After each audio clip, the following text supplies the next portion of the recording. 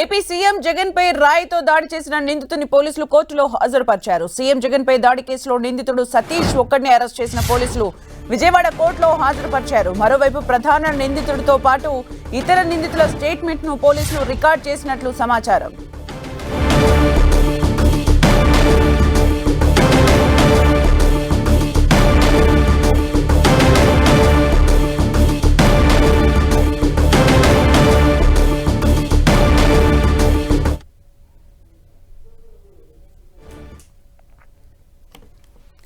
AP CM Jagan పై రాయితో దాడి చేసిన నిందితుడిని పోలీసులు కోర్టులో హాజరుపరిచారు. సీఎం జగన్ పై దాడి కేసులో నిందితుడు సతీష్ ఒక్కడిని అరెస్ట్ చేసిన పోలీసులు విజయవాడ కోర్టులో హాజరుపరిచారు. మరోవైపు ప్రధాన నిందితుడితో పాటు ఇతర నిందితుల స్టేట్మెంట్ ను పోలీసులు రికార్డ్ చేసినట్లు తెలుస్తోంది.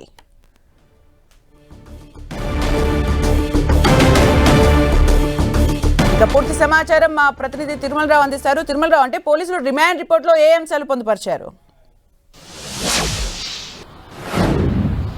సుమిత్ర, ఈ సీఎం జగన్మోహన్ రెడ్డి కేసులో పోలీసులు రిమాండ్ రిపోర్టులో చాలా కీలక విషయాలు అయితే పేర్కొనడం జరిగింది. కావాలనే ఈ కేసులో జగన్మోహన్ రెడ్డిపై వేముల సతీష్ దాడి చేశారని చెప్పేసి రిమాండ్ రిపోర్టులో పేర్కొన్నారు. అదేవిధంగా ఈ కేసు సంబంధించి వేముల దుర్గారావు కూడా ఈ కేసులో జగన్మోహన్ రెడ్డి హత్యాయత్నం సంబంధించి కేసులో ఉన్నట్లుగా తెలుస్తుంది. ఏదేమైనప్పుడు ఈ కేసు సంబంధించి చాలా కీలక విషయాలు అయితే పేర్కొన్నారు.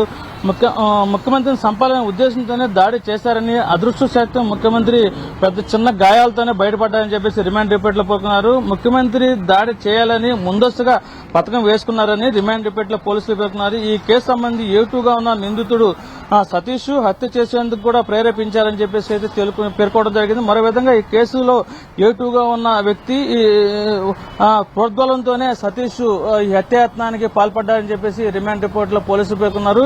అదేవిధంగా సింగనగర్ ప్రాంతంలోని వివేకానంద స్కూల్ వద్ద నిందితుడు ముఖ్యమంత్రిని వచ్చే వరకు ఎదురు చూశారని రిమాండ్ రిపోర్ట్ లో పోలీసులు పేర్కొన్నారు. నిందితుడికి కాల్ డేటా, అదేవిధంగా సినీ ఆధారంగా కేసులో చాలా విషయాలు పోలీసులు అయితే సేకరించారని చెప్పాలి. ఏదేమైనప్పటికీ ఈ నిందితుడు చాలా పకడ్బందీగానే సీఎం హత్య చేసేందుకు పకడ్బందీగానే ప్లాన్ వేశారని, ఆ ప్లాన్ లో భాగంగానే ఎవరికీ కనపడకుండా లైట్లు తీసేసిన సమయంలో ఫాలో అయ్యి ఏదైతే ఉందో సింగనగర్ ఫ్లేవర్ దిగిన వెంటనే 3 సార్లు కరెంటు పోయింది. ఆ 3 సార్లు కరెంటు పోయిన సమయంలో ఎక్కడ కొట్టాలి, ఎలా దాడి చేయాలని చెప్పేసి ఎదురు చూశారని, కొంచెం ముందుకు వచ్చిన తర్వాత గంగానమ్మ గుడి, వివేకానంద స్కూల్ మధ్యలో వేప చెట్టు ఉంది, మన రాయిపెట్టి కొట్టినా సరే ఎవరికీ తెలియదు, కరెంటు చీకటి కూడా పోయింది, వెంటనే అటు నుంచి ఎస్కేప్ అవ్వచ్చు అని చెప్పేసి పకడ్బందీగా పక్కా ప్రణాళికాబద్ధంగా ప్లాన్ తోనే ఈ సందేశ్ దాడి చేసిన, ఆ ప్లాన్ ని అమలు చేసేందుకు ఎవరైతే ఉన్నారో ఈ వేముల దుర్గారావు కూడా కీలకంగా వ్యవహరించారని చెప్పేసి పోలీసులు రిమాండ్ రిపోర్ట్ లో పేర్కోవడం జరిగింది. ఈ ప్రత్యక్ష సాక్షులు ఎవరైతే ఉన్నారో ఈ బిల్డింగ్ మీద నుంచి కొంతమంది చూశారని చెప్పి చూసిన విషయం ప్రత్యక్ష సాక్షులు పోలీసులకు సమాచారం ఇచ్చారు. ఆ సమాచారం ఆధారంగానే ఈ రిమాండ్ రిపోర్ట్ తయారులో కేసు నమోదు చేశామని, అదే దర్యాప్తు కొద్ది ఎలా వేగవంతం చేశామని పోలీసులు రిమాండ్ రిపోర్ట్ లో పేర్కోవడం జరిగింది. ఈ కేసు ఇప్పటి వరకు మొత్తం 12 మందిని సాక్షులను విచారించి వాంగ్మూలం తీసుకున్న తర్వాతే రిమాండ్ రిపోర్టు తయారు చేశామని, దాడికి సంబంధించి 10 రాయి ఉపయోగించారని చెప్పేసి పోలీసులు అయితే ఈ రిమాండ్ రిపోర్ట్ లో పేర్కొన్నారు. ఏదేమైనప్పటికీ సీఎం ని హత్య చేసేందుకే పకడ్బందీగా ప్రణాళికబద్ధంగా ప్లాన్ చేశారని చెప్పేసి పోలీసులు అయితే రిమాండ్ రిపోర్ట్ లో పేర్కొన్నారు. అయితే ఇక్కడ సతీష్ ను ఒక్కడనే ఈ రోజు కోర్టులో ప్రవేశపెట్టడం జరిగింది. వేముల దుర్గారావుని ఎందుకు కోర్టులో ప్రవేశపెట్టలేదని చెప్పేసి ఒక సందిగ్ధత అయితే నెలకొంది. ఈ వేముల దుర్గారావు ప్రధానంగా ఎవరైతే ఉన్నారో మాజీ విజయవాడ సెంట్రల్ ఎమ్మెల్యే బొండ ఉమ అనుచరుడిగా అయితే తేలింది. ఈ పాత్రలో బొండ ఉమ పాత్ర ఎంత ఉంది అనేది ఒక చాలా కీలకం ఉంది. ఈ నేపథ్యంలోనే రహస్య ప్రాంతంలో ఉంచి వేముల దుర్గారావుని పోలీసులు తమదాయిలో విచారిస్తున్నారని చెప్పేసి మనకు విశ్వసనీయ సమాచారం తెలుస్తుంది. ఏదేమైనప్పటికీ ఇది పక్కా ప్రణాళికాబద్ధంగానే సీఎం ని హత్య చేసేందుకు ప్రణాళికాబద్ధంగానే ఎవరైతే ఉన్నారో వేముల దుర్గారావు, అదేవిధంగా వేముల సతీష్ పేర్కొన్నారని చెప్పేసి డిమాండ్ రిపోర్ట్ లో పోలీసులు పేర్కోవడం జరిగింది. అంటే రిమాండ్ రిపోర్ట్ లో హత్యాయత్నం అని అయితే పోలీసులు పొందుపరిచిన సందర్భంలో అంటే ప్రీ ప్లాన్డ్ మర్డర్ స్కెచ్ లా ఇది కనిపిస్తోంది. అలాగే పవర్ కట్స్ కూడా జరిగాయి ఆ రోజు. దానికి సంబంధించి ఎంక్వైరీ చేయడం జరిగిందా? ఎవరు పవర్ కట్ కి ప్రేరేపించారు అనే కోణంలో పోలీసులు ఏమైనా ఎంక్వైరీ చేశారా? దానికి సంబంధించి రిమాండ్ రిపోర్ట్ లో ఏమైనా అప్డేట్స్ ఉన్నాయా?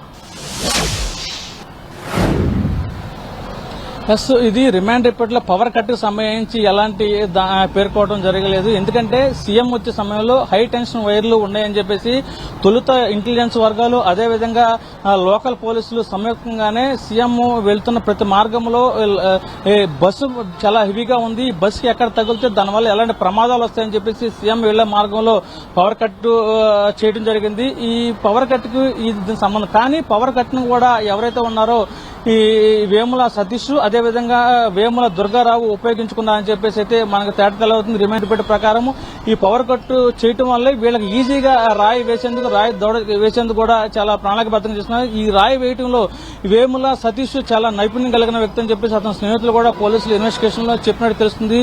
ఈ రాయి ఏదైతే ఉందో అతని ప్లాన్ అయితే ఇక్కడ నగదు గంటలు తన కొట్టాలని చెప్పేసి ప్లాన్, కానీ సీఎం ఇక్కడ తగిలింది. సీఎం ఇక్కడ తగిలి వెంటనే పక్కనున్న మా ఎమ్మెల్యే అభ్యర్థి వెల్లంపల్లి శ్రీనివాస్ కూడా కంటికి తగలడం జరిగింది. ఈ నేపథ్యంలోనే సీఎం చాలా ప్రాణాపాయాలతో బయటపడ్డాడు. ఈ సీఎంకి మాత్రం ఇక్కడ కంటి మీద తగిలినట్టయితే చాలా సీరియస్ గా వ్యవహరించేదని చెప్పేసి రిమాండ్ రిపోర్టులు పేర్కొన్నారు. అదేవిధంగా ఇది ఒకసారిగా చేస్తే కాదు, చాలా ప్రణాళికబద్ధంగా ఈ ప్రకటబందీగా ప్లాన్ లో భాగమే ఈ రోజు సీఎం మీద దాడి జరిగిందని చెప్పేసి పోలీసు రిమాండ్ రిపోర్టులో పేర్కోవడం జరిగింది. అయితే ఈ దాడి ప్రేరేపించింది ఎవరు? టీడీపీ మాజీ ఎమ్మెల్యే బొండం అమేశ్వరరావు ప్రేరేపించాడా లేకపోతే ఇతర ఏమైనా ప్రేరేపించారని చెప్పేసి పోలీసులు అయితే ఇన్వెస్టిగేషన్ చేస్తున్నారు. దీనిలో భాగంగానే ఈ రోజు మొదటగా ఏదైతే ఉందో సలీం లాయర్ సచివాలయం చేయడంతో మొదటగా ఈ కేసు సంబంధించి పాతదారి అయినటువంటి సతీష్ ని అరెస్ట్ చూపించారు. తర్వాత వేముల దుర్గారావును కూడా అరెస్ట్ చూపిస్తారు. ఏంటంటే వేముల దుర్గారావు అన్న వ్యక్తి గత 3 నెలల క్రితమే తెలుగుదేశం పార్టీలో జాయిన్ అయ్యాడని చెప్పేసి తెలుస్తుంది. ఈ నేపథ్యంలో ఈ కేసు సంబంధించి బొండం అమ్మ పాత్ర ఎంతుందనే దాని మీద కూడా పోలీసు ఇన్వెస్టిగేషన్ భాగంగా వేముల దుర్గారావుని అదుపులోనే ఉన్నాడు విచారిస్తున్నా అని చెప్పేసి మనకు తెలుస్తుంది. అంటే తిరుమలరావు, దాడి జరిగిన తర్వాత ఎక్స్పర్ట్స్ మాట్లాడిన మాట, వైసీపీ నేతలు మాట్లాడిన మాట, ఎయిర్ గన్ వాడుంటారు అలాగే ఎక్స్పర్ట్ అయి ఉంటారు అని చెప్తున్నారు. ఇక సతీష్ కి సంబంధించి ఇలాంటి విషయాల్లో నైపుణ్యత ఉంది అనేది అనుకోవచ్చా? ఆయన బ్యాక్గ్రౌండ్ ఏంటి? అసలు సతీష్ ఏం చేసేవాడు? అంటే ఆ సతీష్ అల్లరి చిల్లరగా తిరిగేవాడు. ఎయిర్ గన్ గానీ క్యాట్ బాల్ గానీ ఎలాంటి ఉపయోగించలేదని చెప్పేసి పోలీస్ ఇన్వెస్టిగేషన్ తేలిందని చెప్పేసి మొన్న మీడియా సమావేశం ఏర్పాటు చేసినటువంటి విజయవాడ పోలీస్ కమిషనర్ కాంతి రాణా తేటతెల్లం చేశారు. కానీ వైసీపీ నేతలు మాత్రము ఎయిర్ గన్ ఉపయోగించారని చెప్పేసి చెప్తున్నారు. కానీ అది కూడా కాదు, ఓన్లీ హ్యాండ్ తోనే ఈ రాయి సిమెంట్ రాయి సంబంధించి గులకరాయలాగా సిమెంట్ రాయి విసిరారని చెప్పేసి అయితే పోలీసు ఇన్వెస్టిగేషన్ లో తేలింది. అయితే సతీష్ సంబంధించి అల్లరి చిల్లరగా తిరుగుతాడు, ఎలాంటి పని పాట లేకుండా తిరుగుతాడని చెప్పేసి పోలీసు ఇన్వెస్టిగేషన్. అదేవిధంగా మద్యానికి బానిస అయ్యి ఏదైనా పని చేసిన తర్వాత మళ్ళీ వెంటనే మద్యం సేవించి పిల్లలతో అల్లా చల్లగా తిరుగుతాడని తెలియదు.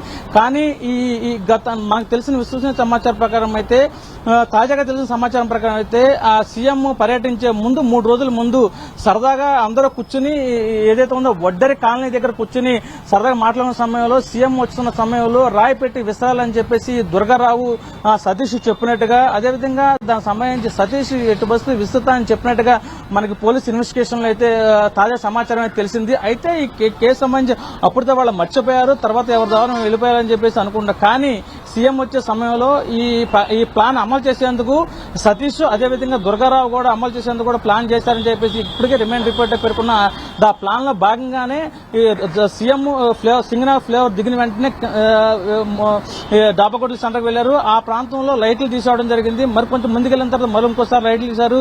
అదేవిధంగా గంగానమ్మ గుడి వద్దకు వెళ్లిన తర్వాత మరికొంత లైట్లు తీయడం. ప్రధానంగా లైట్లు తీయడానికి కారణం ఏంటంటే సింగనగర్ ఫ్లేవర్ అటు వెళ్లే రూట్ లో హై టెన్షన్ వైర్లు ఉంటే కరెంటు వైర్లు వల్ల సీఎం కాన్వాయ్ తగిలి ఏదైనా ఇబ్బందికర పరిస్థితులు అవుతాయని చెప్పేసి లైట్లు అయితే విద్యుత్ శాఖ అధికారులే తీశారు. ఈ నేపథ్యం దీన్నే వాడుకుని వీళ్ళు సీఎం మీద దాడి చేసినట్టుగా తెలుస్తుంది. అయితే ఈ దాడి సంబంధించి ఈ పాతదారు ఎవరు, సూత్రధారు ఎవరు, దీని బ్యాక్గ్రౌండ్ ఎవరున్నారు అనేది విచారణలో భాగంగానే సతీష్ ఒక్కడు మాత్రం ఈ రోజు కోర్టులో ప్రవేశపెట్టి దుర్గారావుని పోలీసులు విచారిస్తున్నట్టుగా తెలుస్తుంది. ఏదైనప్పటికీ ఈ రిమాండ్ రిపోర్ట్ లో పోలీసులు తెలిపిన కీలక ఆధారాల ప్రకారంగా సీఎం మీద హత్య చేసేందుకు పకడ్బందీగా ప్రణాళిక సిద్ధం చేసుకున్న భాగంగానే ఈ రాయి దాడి జరిగిందని చెప్పేసి పోలీసు ఇన్వెస్టిగేషన్ లో ఈ రిమాండ్ రిపోర్ట్ పేర్కోవడం జరిగింది.